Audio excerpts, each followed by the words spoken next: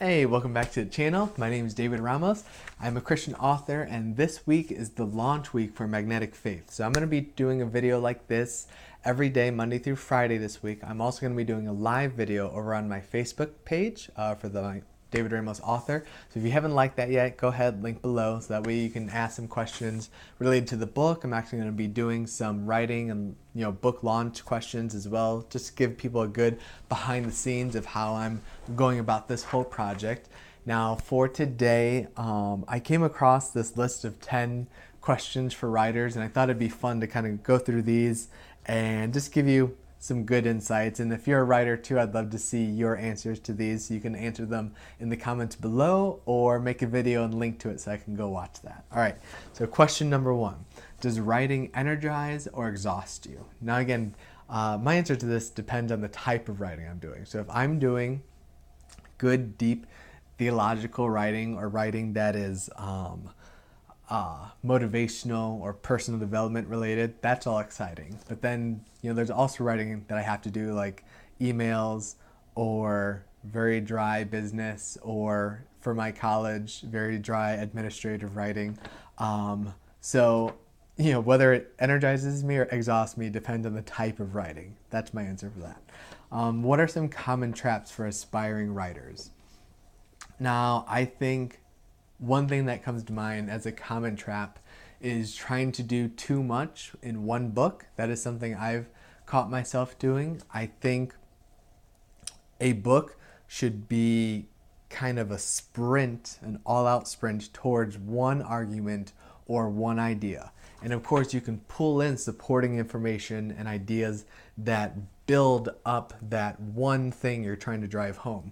But if you're trying to drive home 12 different things or even 2 different things, the book is going to feel off center or disheveled, because you want someone to put a book down and be like, okay, this one thing is what I'm taking away from it. That's what I try to accomplish with my books. That's why most of my books are not 300 or 400 pages. They're only 100 to 180 or so, which is still a decent size for a book, but I try to accomplish one thing in each one, and that's kind of my advice for aspiring writers. Another common trap would be just to edit while you write. Don't do that. Just get that first horrible draft out. Just get your words out on the page.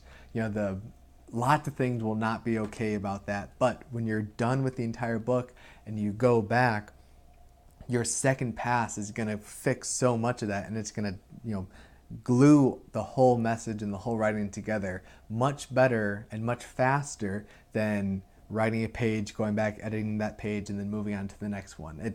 It's going to, when you are in a train of thought and stuff, you can't let that editing stop it, because, when I write, I know like there's this line or sentence that I want to get to, and I don't always know how I'm going to get there.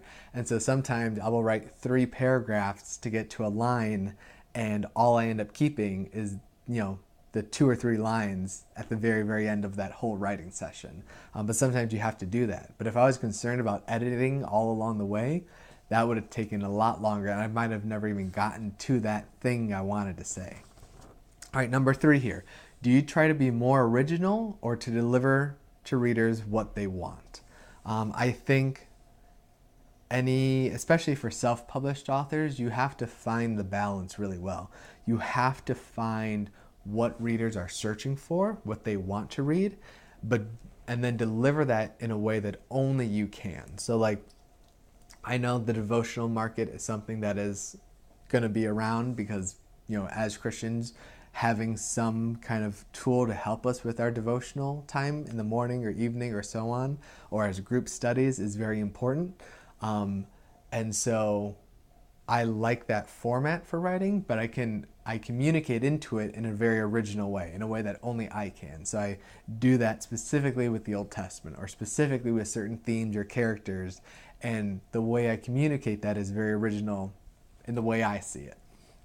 So you have to I think you should be very conscious of what readers want, and then figure out how to meet that in an original way. So again, maybe I'm breaking the rules with how you answer that, but I think that's kind of the key to having a writing career that people support, because they're going to find your writing is meeting their need, but also doing it in a way that they haven't found before. All right, number 4 here. Do you want each book to stand on its own, or are you trying to build a body of work with connections between each book? Now, long term, I want to absolutely have at least 100 books published. And so, yes, I am building a body of work, and I put connections more in a thematic way.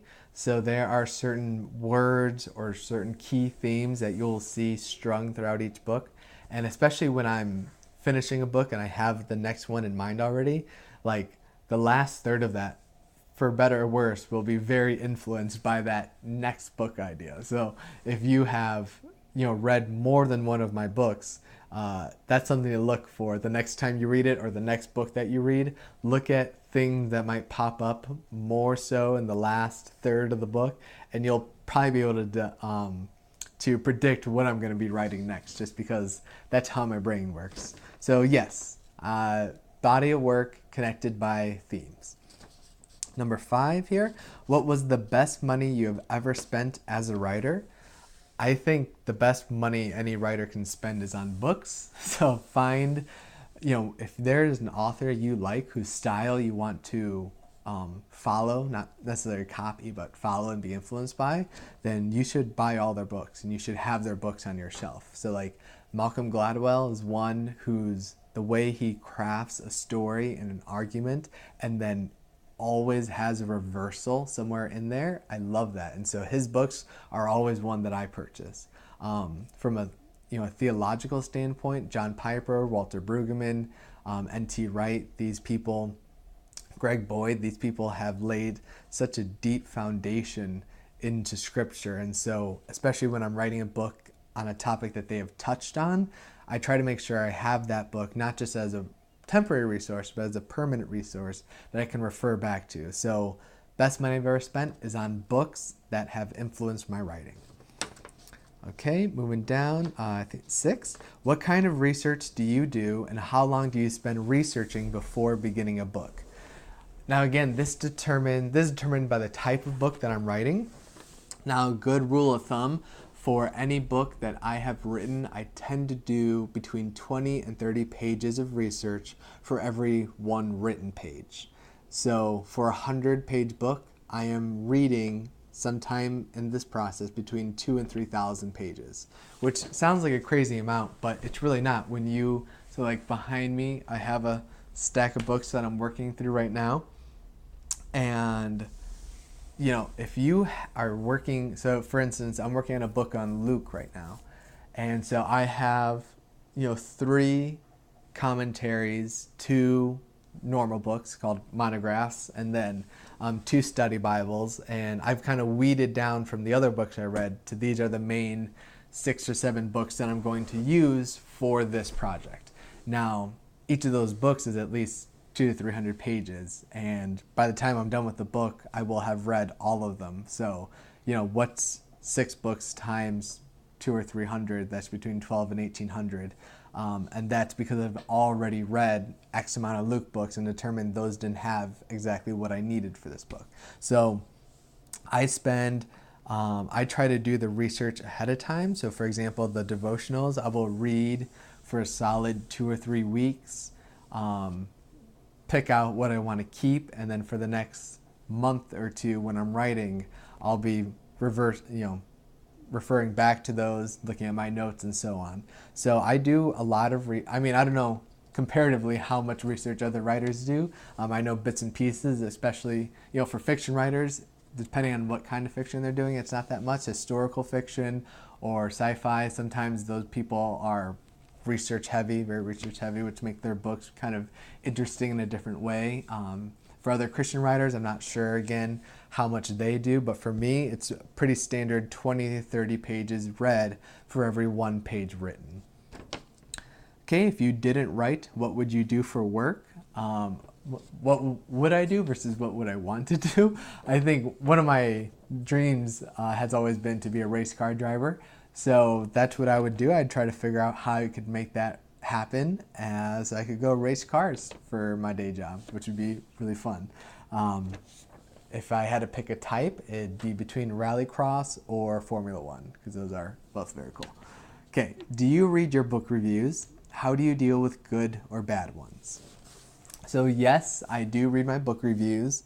I read them less in the last 6 months than I did in the first 3 to 5 years of writing.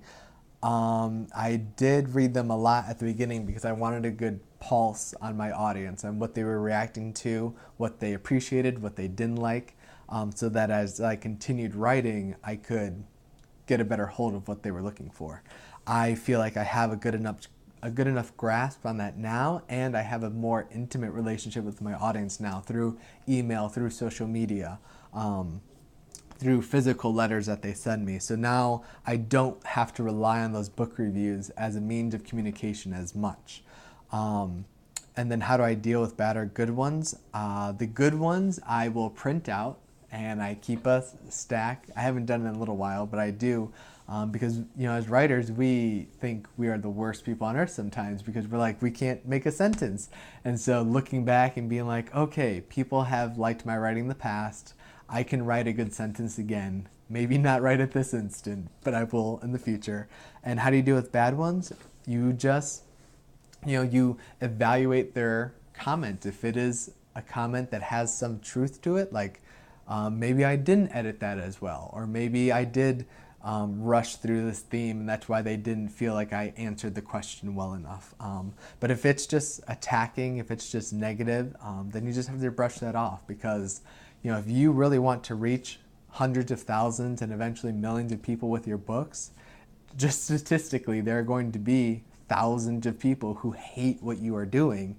And that's just part of this. That's part of putting your work, putting your heart out there and knowing that for some people, they're going to love it and some people are going to hate it. And so one thing I always keep in mind and that I advise other writers is that, if someone, when you see a really bad review, like something that just cuts to the core of who you are, I remember that if someone reacted that negatively to what I wrote, then that means there's also someone who reacted that positively and that strongly to what I wrote.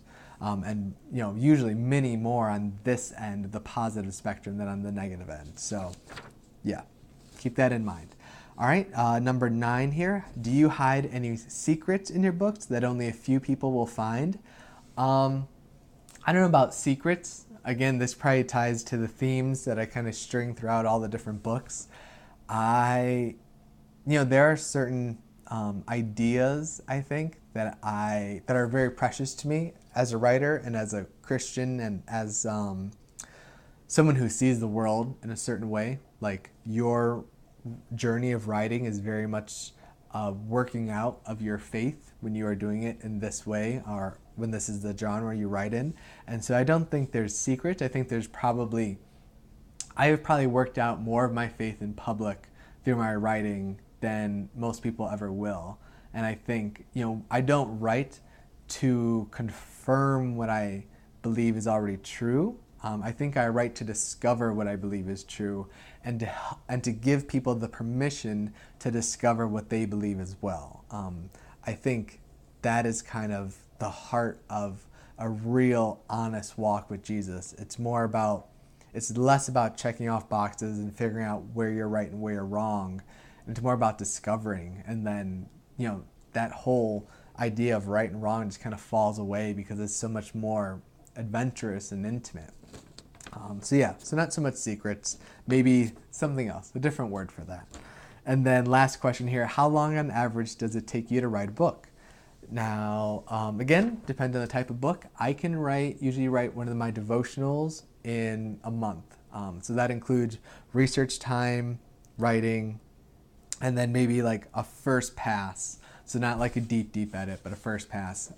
When things are aligned and my schedule is working out well, then, in a good 30 days, I can do that entire project. For, something like Magnetic Faith or the Purpose book or the book on Luke that I'm working on, something that's more intensive and longer, those books are usually 25,000 words, The other books are usually 35 to 45,000, but they're also much more research heavy, the standalone books.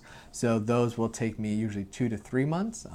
Again, the research side is more in depth, and then the writing and the second and third draft editing are a little bit more intense too, because I'm trying to do something. I'm trying to figure out a whole way. I'm so many words. I'm trying to do that one thing really well and make sure that the entire book, all 40,000 words, are moving me in the same direction, which is hard sometimes because, especially with these biblical stories, there's a million directions you can take them, but you want to only keep the pieces that are leading you and the reader in the same way, because that's what makes a good book.